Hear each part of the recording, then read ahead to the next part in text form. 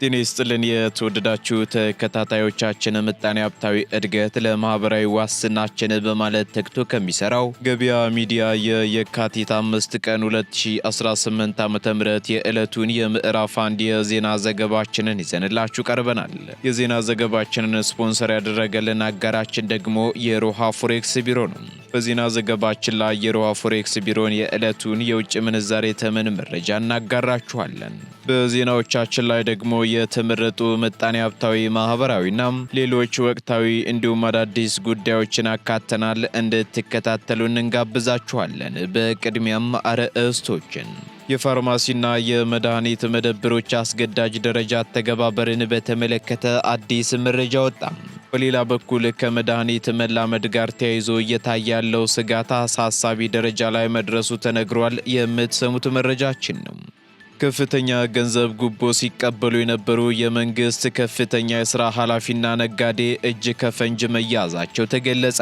ክስተቱን በተመለከተ ሙሉ መረጃውን ፖሊስ አስታውቋል። በዝርዝር እናጋራችኋለን።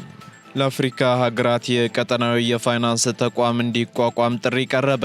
ጥሪውም በርካታ ሀገራት በራሳቸው የውጭ ምንዛሬ ክምችትና በአይኤምኤፍ ድጋፍ ላይ ብቻ እንዲወሰኑ መገደዳቸውን ተከትሎ ነው ተብሏል። የምናጋራችሁ መረጃችን ነው። ከባህር ማዶ መረጃዎቻችን መካከል ደግሞ በማዕከላዊ ሱዳን ከተማ በሚገኝ መስጊድ ላይ በተፈጸመ የሰው አልባ አውሮፕላን ጥቃት ሕፃናት መገደላቸው ተነገረ። ይህ አሰቃቂ ጥቃት የተፈጸመው በሱዳን ጦርና በፈጥኖ ደራሽ ኃይል መካከል ያለው ውጊያ በተካረረበት ወቅት መሆኑ ደግሞ ድንጋጤን ፈጥሯል ተብሏል። የምትሰሙት ይሆናል። ኢራን የአሜሪካን የጦር መርከቦች ስታወድም የሚያሳይ የተቀነባበረ ቪዲዮ ይፋ ማድረጓን ተከትሎ በሁለቱ ሀገራት መካከል ያለው የቃላት ውጥረት ወደ እውነተኛ ግጭት ሊያመራ ይችላል የሚል አዲስ ውጥረት መንገሱ ተሰምቷል። በዝርዝር ይዘነዋል። የተወደዳችሁ የገበያ ሚዲያ ተከታታዮቻችን እነዚህንና ሌሎች ኢኮኖሚያዊ፣ ማህበራዊና ፖለቲካዊ መረጃዎቻችንን ይዘንላችኋል። አሁን ደግሞ በዝርዝር ወደምንመለከታቸው መረጃዎቻችን እናልፋለን።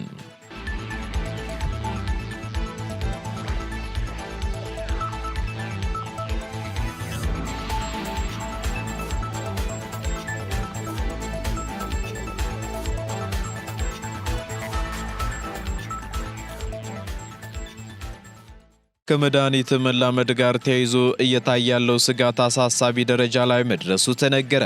ከመድኃኒት መላመድ ጋር ተያይዞ እየታየ ያለው ስጋት አሳሳቢ በመሆኑ ያለውን ውስን ሀብት በአግባቡ መጠቀም ካልተቻለ በቀላሉ ሊታከሙ የሚችሉ በሽታዎች ለሕልውና ስጋት ሊሆኑ ይችላሉ ሲል የኢትዮጵያ ምግብና መድኃኒት ባለስልጣን አስታውቋል።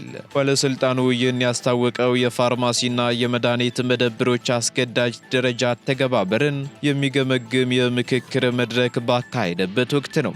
በዚህም በምክክር መድረኩ ላይ የተገኙት የባለስልጣኑ ዋና ዳይሬክተር ሄራን ገርባ እነዚህ አስገዳጅ ደረጃዎች የወጡትም በመላ ሀገሪቱ ደህንነቱ፣ ጥራቱና ፈዋሽነቱ የተረጋገጠ የመድኃኒት አገልግሎት እንዲሸፈን ከማድረጉም በላይ ቀደም ሲል ተበታትኖ የነበረውን የፈቃድ አሰጣጥ ሂደት ወጥ በሆነ ሀገራዊ ማዕቀፍ ለማሰራት ነው ብለዋል። እንዲሁም ከዓለም ጤና ድርጅት የብቃት መመዘኛ ማቹሪቲ ደረጃ 3 አንጻርም ሲታይ የፋርማሲና የመድኃኒት መደብር የአገልግሎት አሰጣጥ ከዓለም አቀፍ አሰራር ደረጃ ጋር እንዲጣጣም በማድረግ የጤና ግብዓቱንና የታካሚን ደህንነት ለመጠበቅ ትልቅ ፋይዳ እንዳለውም ገልጸዋል።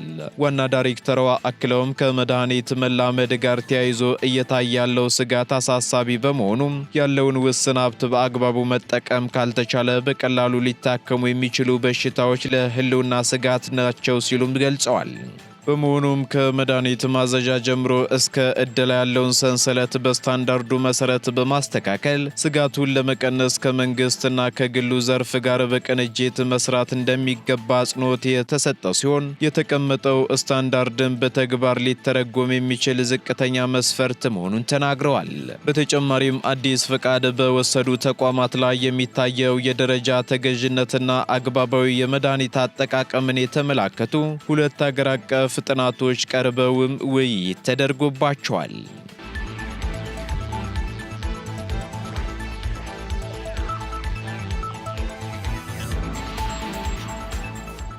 ለአፍሪካ ሀገራት የቀጠናዊ የፋይናንስ ተቋም እንዲቋቋም ጥሪ ቀረበ። የኢትዮጵያ ብሔራዊ ባንክ የአፍሪካ ሀገራት የራሳቸውን አህጉራዊ የፋይናንስ ድጋፍ ስርዓት ሊዘረጉ እንደሚገባ አሳስቧል። በሳውዲ አረቢያ እየተካሄደ በሚገኘው የአሉላ አዳጊ ኢኮኖሚዎች ጉባኤ ላይ የተሳተፉት የብሔራዊ ባንክ ገዢው ዶክተር ኢዮብ ተካልኝ የአፍሪካ ሀገራት በአሁኑ ወቅት ካለው ዓለም አቀፍ የፋይናንስ የደህንነት መረብ ተጠቃሚ መሆናቸው እድል እጅግ ውስን መሆኑን ገልጸዋል። በዚህም ምክንያት ብዙዎቹ ሀገራት በራሳቸው የውጭ ምንዛሬ ክምችትና በዓለም አቀፉ የገንዘብ ድርጅት IMF ድጋፍ ብቻ እንዲወሰኑ መገደዳቸውን ጠቁመዋል። በመሆኑም ይህንን ችግር ለመቅረፍ የአፍሪካ ነባራዊ ሁኔታና ተጋላጭነት ያገናዘበ በተመሳሳይ ጊዜም ከዓለም አቀፉ የፋይናንስ ስርዓት ጋር የተሳሰረ የቀጠናዊ ፋይናንስ ስምምነት መመስረት ለኢኮኖሚው ጥንካሬ ወሳኝ መሆኑንም አስገንዝበዋል።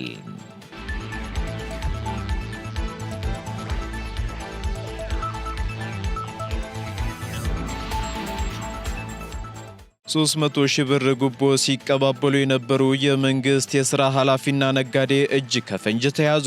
የአዲስ አበባ ፖሊስ ጠቅላይ መምሪያ የከተማዋን የውበትና አረንጓዴ ልማት ቢሮ የገዢ ቡድን መሪና አንድ የግል ነጋዴ በ300 ሺህ ብር የሙስና ወንጀል ተጠርጥረው በቁጥጥር ስር በመዋል ምርመራ እያጣራ መሆኑን አስታውቋል።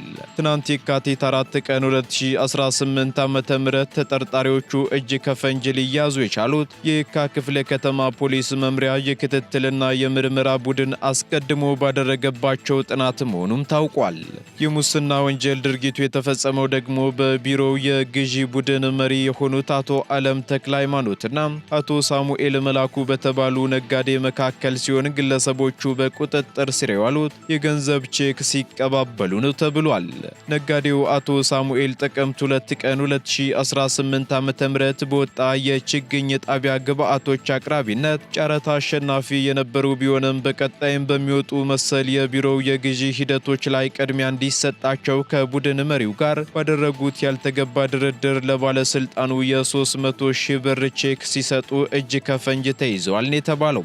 ፖሊስ ክስተቱን አስመልክቶ ባስተላለፈው መልእክትም ህብረተሰቡ ማንኛውንም የገዢ ስርዓት ሲያከናውን ህጋዊ መንገድን ብቻ መከተል እንዳለበት አሳስቧል።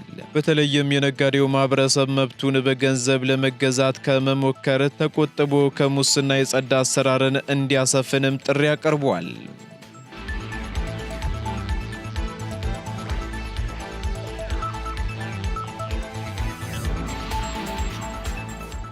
ኢትዮጵያና ፈረንሳይ የ81.5 ሚሊዮን ዩሮ የድጋፍ ስምምነት ተፈራረሙ። የኢትዮጵያና የፈረንሳይ መንግስት የኢትዮጵያን የኢኮኖሚ ማሻሻያ የሚያጠናክሩ ስምምነቶችን ተፈራርመዋል። በአዲስ አበባ የተፈረመው ይህ ስምምነትም የሁለቱን ሀገራት የኢኮኖሚ አጋርነት ለማጠናከርና የማክሮ ኢኮኖሚ ማሻሻያ ስራን ለመደገፍ ያለመ ነው ተብሏል። በዚህም ፈረንሳይ እንደ የአበዳሪ ኮሚቴ ተባባሪ ሊቀመንበርነቷ እያደረገች ያለውን ወሳኝ ሚና በማድነቅ ኢትዮጵያም አዳዲስ የኢንቨስትመንት ዕድሎችን ለመፍጠር ትብብርን ለማጠናከር ያላትን ቁርጠኝነት ታረጋግጣለች ሲሉ የገንዘብ ሚኒስትሩ አቶ አህመድ ሺዴ ተናግረዋል። ሚኒስትሩ አክለውም በፈረንሳይና በአውሮፓ ማህበረሰብ የሚደገፉ የአፍሪካ ቀንድ ኢኒሼቲቮችን ጨምሮ በቀጠናው ቅድሚያ የሚሰጣቸውን ጉዳዮች ማጣጣም እንደሚገባም ተናግረዋል። በተጨማሪም የፈረንሳይ በአውሮፓ ህብረትና የውጭ ጉዳይ ሚኒስትር ልዑክ ኤሌኖሬ ካሮይት በበኩላቸው ለረጅም ጊዜ የቆየውን የአውሮፓ ህብረትና የኢትዮጵያ አጋርነት አስፈላጊነት ገልጸዋል። በዚህም ስምምነቶቹ በጋራ መከባበር፣ በጋራ እሴቶችና ለዘላቂነት እድገት የጋራ ቁርጠኝነት ላይ የተመሰረቱ እንደሆኑም ተናግረዋል። በተጨማሪም ትብብሩ ከኢትዮጵያ የሪፎርም አጀንዳ ጋር የሚጣጣም መሆኑን ጠቅሰው የፈረንሳይ የልማት ተቋማት በኢትዮጵያ የመሰረተ ልማት ፋይናንስ ውስጥ ስትራቴጂካዊ ሚና መጫወታቸውንም ይቀጥላሉ ብለዋል። በመሆኑም በስምምነቱ መሰረት ፈረንሳይ ለኢትዮጵያ ሀገር በቀል የኢኮኖሚ ማሻሻያ ፕሮግራም ሁለተኛ ምዕራፍ ማስፈጸሚያ የሚውል የ80 ሚሊዮን ዩሮ በጀትና የ1.5 ሚሊዮን ዩሮ የቴክኒክ ድጋፍ አድርጋለች።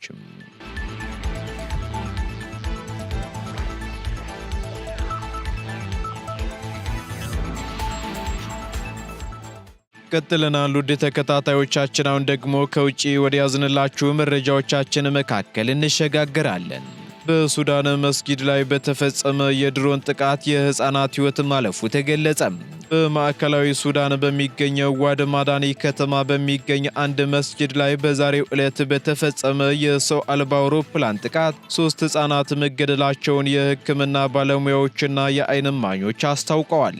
የገዚራ ግዛት ዋና ከተማ በሆነችው ዋድ ማዳኒ በሚገኝ የመኖሪያ መንደር ውስጥ የተፈጸመው ይህ ጥቃትም ህፃናቱ በመስጊድ ውስጥ ሃይማኖታዊ ትምህርት በመከታተል ላይ በነበሩበት ወቅት የተከሰተ አሰቃቂ አደጋ ሆኗል ተብሏል። የአካባቢው ኮሚቴ አባላት እንደገለጹት ከሆነ ደግሞ ከድሮኑ የተለቀቀው መሳሪያ መስጂዱን በቀጥታ መጥቶታል ያሉም ሲሆን በዚህም የሶስቱ ህፃናት አስከሬን ከፍርስራሽ ውስጥ ሲወጣ ሌሎች በርካታ ሰዎች ደግሞ ከባድና ቀላል ጉዳት ደርሶባቸው ወደ ሕክምና ተቋማት ተወስደዋል ተብሏል። ይህ አሰቃቂ ጥቃት የተፈጸመው በሱዳን ጦርና በፈጥኖ ደራሽ ኃይል መካከል ያለው ውጊያ በተካረረበት ወቅት ሲሆን ሁለቱ ተፋላሚ ወገኖች ለደረሰው እልቂት ተጠያቂነትን ከመውሰድ ይልቅ የተለመደውን የቃላት ጦርነትና የእርስ በርስ ውንጀላ ተያይዘውታል ተብሏል። የፈጥኖ ደራሽ ኃይሉ የሱዳን ጦር በንጹሃን ላይ የአየር ጥቃት እየፈጸመ ነው በማለት ክስ ሲያቀርብ፣ የሱዳን ጦር በበኩሉ RSF ሰዎችን እንደ ጋሻ እየተጠቀመና በመኖሪያ አካባቢዎች ላይ ምሽግ እየሰራ ነው ሲል ምላሽ ሰጥቷል። የሱዳን የሕክምና ባለሙያዎች ማህበር በበኩሉ ወገኖቹ የሃይማኖት ተቋማትንና የመኖሪያ መንደሮችን የውጊያ ቀጠና ከማድረግ እንዲቆጠቡም በድጋሚ ጥሪ አቅርቧል። የዋድ ማዳኒ ከተማ ከጥቂት ወራት በፊት በፈጥኖ ደራሽ ኃይል ቁጥጥር ስር መውደቁን ተከትሎ የሱዳን ጦር ከተማዋን ለመመለስ ተደጋጋሚ የአየርና የምድር ጥቃቶች ሲሰነዝርም ቆይቷል። በሱዳን ከ10 ወራት በላይ ያስቆጠረውና በሺዎች የሚቆጠሩ ሰዎችን ሕይወት የቀጠፈው ይህ ጦርነት በሚሊዮን የሚቆጠሩ ሰዎችን ደግሞ ከቤት ንብረታቸው አፈናቅሏል።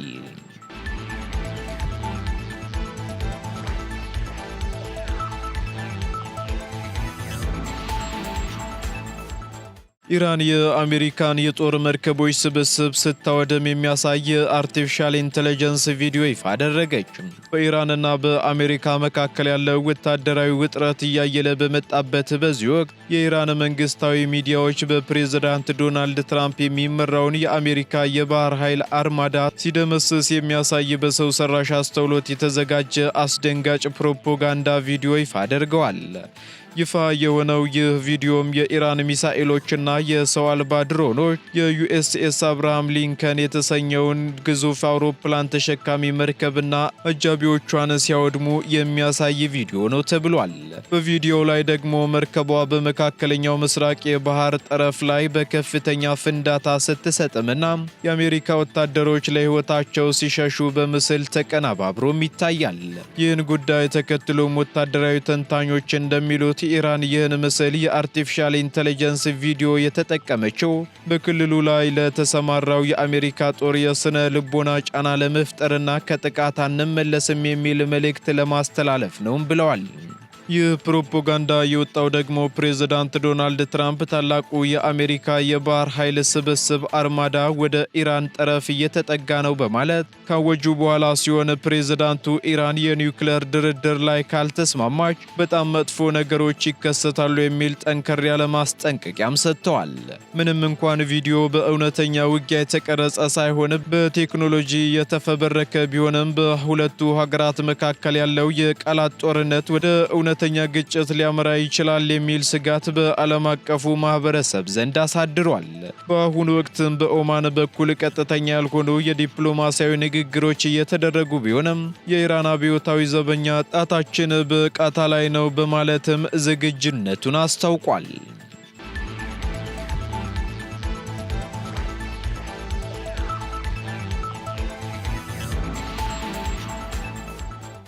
በቱርክ ፓርላማ ከፍተኛ ግጭትና ጸብ መፈጠሩ ተገለጸ።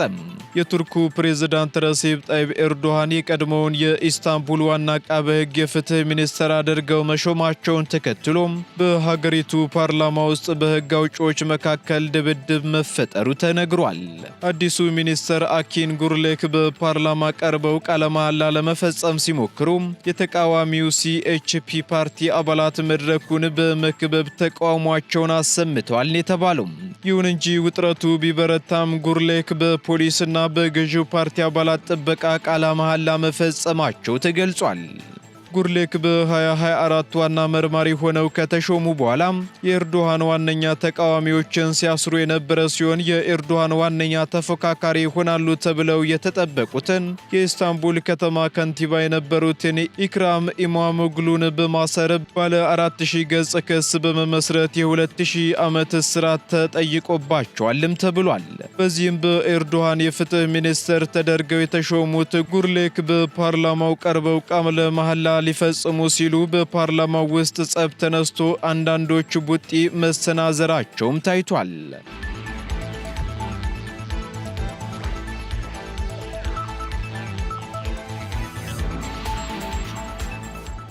ቀጥለናል ውድ ተከታታዮቻችን። በመጨረሻም የሮሃ ፎሬክስ ቢሮን የዕለቱን የውጭ ምንዛሬ ተመን መረጃ እናጋራችኋለን። አንድ የአሜሪካ ዶላር 179 ብር ከ70 ሳንቲም እየተገዛም 183 ብር ከ29 ሳንቲም እየተሸጠ ይገኛል። ፓውንድ ስተርሊንግ 235 ብር ከ26 ሳንቲም እየተገዛም 239 ብር ከ96 ሳንቲም እየተሸጠ ይገኛል። ዩሮ ደግሞ 205 ብር ከ1 ሳንቲም እየተገዛም 209 ብር ከ11 ሳንቲም እየተሸጠ ይገኛል። ስዊስ ፍራንክ እንዲሁ 224 ብር ከ65 ብር መግዣው ሲሆን መሸጫው ደግሞ 229 ብር ከ14 ሳንቲም ሆኗል። የተባበሩት አረብ ኤምሬት ድራም እንዲሁ 48 ብር ከ5 ሳንቲም እየተገዛ 49 ብር ከ1 ሳንቲም እየተሸጠ ይገኛል። የሳውዲ ሪያል ደግሞ 47 ብር ከ5 ሳንቲም እየተገዛ 47 ብር ከ99 ሳንቲም እየተሸጠ ይገኛል። የቻይናው ዩዋን 23 ብር ከ51 ሳንቲም መግዣው ሲሆን መሸጫው ደግሞ 23 ብር ከ98 ሳንቲም ሆኗል። የካናዳ ዶላር እንዲሁ 123 ብር ከ3 ሳንቲም እየተገዛ 125 ብር ከ49 ሳንቲም እየተሸጠ መሆኑን የሮሃ ፎሬክስ ቢሮ የዕለቱ የውጭ ምንዛሬ ተመን መረጃ ያመለክታል።